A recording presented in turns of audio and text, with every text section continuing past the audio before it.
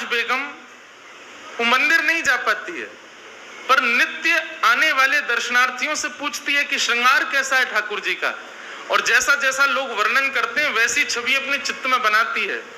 ये करते करते ताज बेगम को महीनों बीत गए। वो रोज सुन सुन करके ठाकुर जी की छवि चित्त में बनाती है और उस वहीं दर्शन करती है। एक दिन ताज बेगम ने सोचा, हर बार तो मैं सबसे सुनती हूँ, आज मैं खुद ही श्रृंगार करती हूँ और फिर पूछूंगी।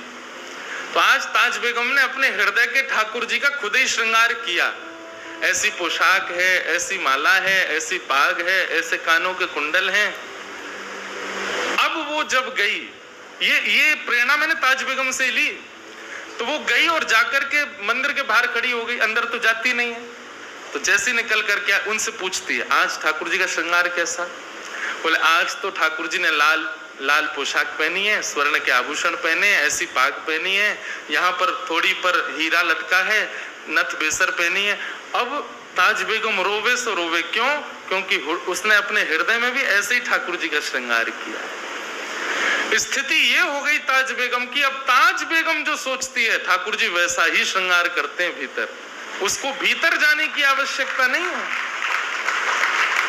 ताज बेगम को प्रवेश करने की आवश्यकता नहीं मंदिर में, वो जानती है कि आज ठाकुर जी का ऐसा श्रृंगार होगा। अब तो ये स्थिति हो गई कि ताज बेगम यदि सोच ले कि ऐसा नहीं ऐसे होंगे ठाकुर जी, तो वैसे ही बनेंगे आज ठाकुर जी भीतर। पुजारी जी और कुछ कर ही नहीं सकते, उससे बाहर जा ही नहीं सकते।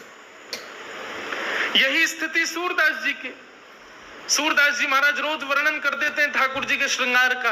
एक दिन गोसाई जी ने कहा कि ये तुक्का मार देते हैं, इनको दिखता तो है नहीं, आंख तो है नहीं इनकी, इनको कैसे पता ठाकुर जी कैसे बने?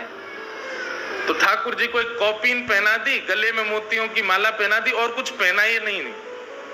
आज ठाकुर जी निर्वस्त्र खड़े कर दिए। सूरदास जी से बोले, अब बताओ ठाकुर जी कैसे लग रहे हैं? बोले, पीतांबरी बोल देना ये तो सामान्य बात है, ठाकुर जी पीतांबरी पहनते ही हैं। सिर पर पाग बोल देना, कभी मुकुट बोल देना, ये तो सामान्य बात है, क्योंकि पाग और मुकुट के अलावा कुछ पहनते नहीं है। आज बताए सूरदास क्या पहना है ठाकुर जी ने, क्योंकि सूरदास ठाकुर जी तो आज निर्वस्त्र खड़े हैं, नेत्र है नहीं सूरदास जी के। जैसे ही कपाट खुले श्रीनाथ जी के, सूरदास जी पहले तो मुंह पे हाथ धर के खूब हंसे। गोसाई जी बोले, क्या हो गया, आज कैसे लग रहे हैं ठाकुर जी? आज तो बहुत प्यारे लग रहे हैं। बताओ तो सूरदास कैसे लग रहे हैं? नेत्र नहीं है सूरदास जी के। सूरदास जी कहते हैं, मोतन माल गले उर साजे, छवि के उठत तरंगा, आज हरि देखे नंगम नंगा, आज हरि देखे नंगम नंगा। सबके नेत्र सजल हो गए जब सूरदास जी ने वर्णन किया।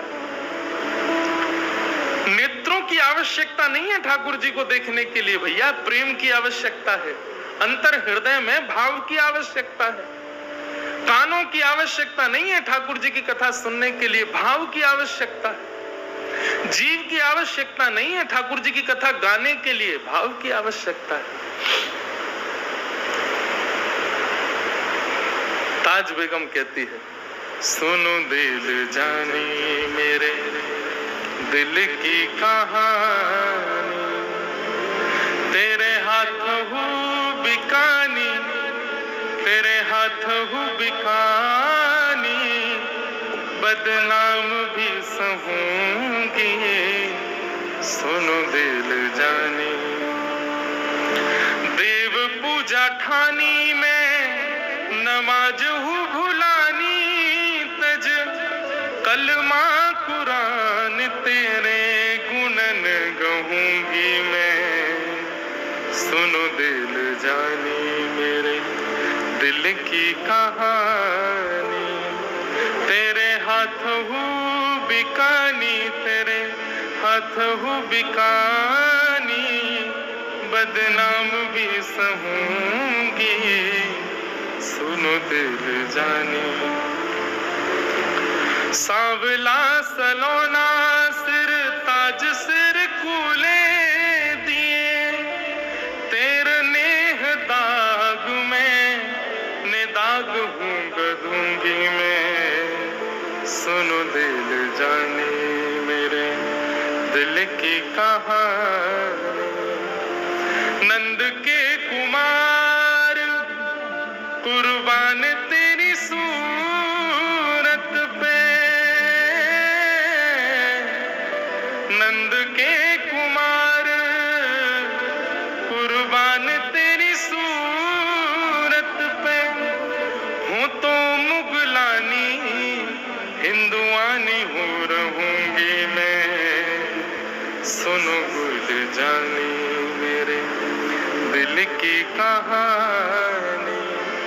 तेरे हाथ हूँ बिकानी, तेरे हाथ हूँ बिकानी, बदनाम भी सहूंगी, सुनो दिल जानी। ये प्रसंग क्यों सुनाया मैंने कि वही ताज बेगम जब वृंदावन जाती है तो उसको भीतर मंदिर में जाने की आवश्यकता नहीं है, वो केवल वृंदावन को भजती है और वृंदावन की कृपा से ठाकुर जी मंदिर के बाहर तक दर्शन दे देते हैं उसको, बाहर नहीं अंतस्थ में। और वृंदावन जब कृपा करता है ना बंधुओं, तो वृंदावन की कृपा से आपको साधन की आवश्यकता नहीं होती। आप जहां बैठेंगे वहीं राधा रमन लाल हैं, आप जहां बैठेंगे वहीं श्री बिहारी जी महाराज हैं, आप जहां बैठेंगे वहीं यमुना जी हैं, आप जहां बैठेंगे वहीं श्री गोवर्धन नाथ प्रकट हो जाएंगे। ये वृंदावन कृपा करके प्रदान करता है, ये अन्य में सामर्थ्य नहीं है कृपा करने की। भाई आपको किसी की कोई वस्तु चाहिए तो जिस पर वो वस्तु है उसी से तो मांगोगे। वृंदावन की श्री यमुना जी हैं, वृंदावन के श्री गोवर्धन नाथ हैं, श्री राधा रमन, राधा वल्लभ, राधा बांके बिहारी वृंदावन के ठाकुर हैं। वृंदावन को भजोगे तो वृंदावन इनको प्रदान करेगा। फिर चाहे आप जहां रहो, वृंदावन कृपा अनुग्रह करके ये प्रदान करता है। मैं तो निवेदन करता हूं कि श्री जी को भजो, ठाकुर जी को भजो, जिसको भजना भजो, परंतु एक बार मेरे कहे से वृंदावन को भजना प्रारंभ कर दो। नित्य आप अपनी सेवा के भाव में अपने जब भी आप बैठते हैं अपने ठाकुर जी के आगे नेत्र बंद करके श्री वृंदावन वृंदावन वृंदावन वृंदावन वृंदावन वृंदावन वृंदावन वृंदावन भजो।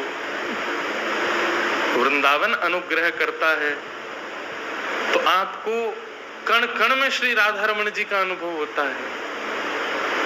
ऐसा श्री वृंदावन धाम, उस वृंदावन में ठाकुर जी का आगमन हुआ है।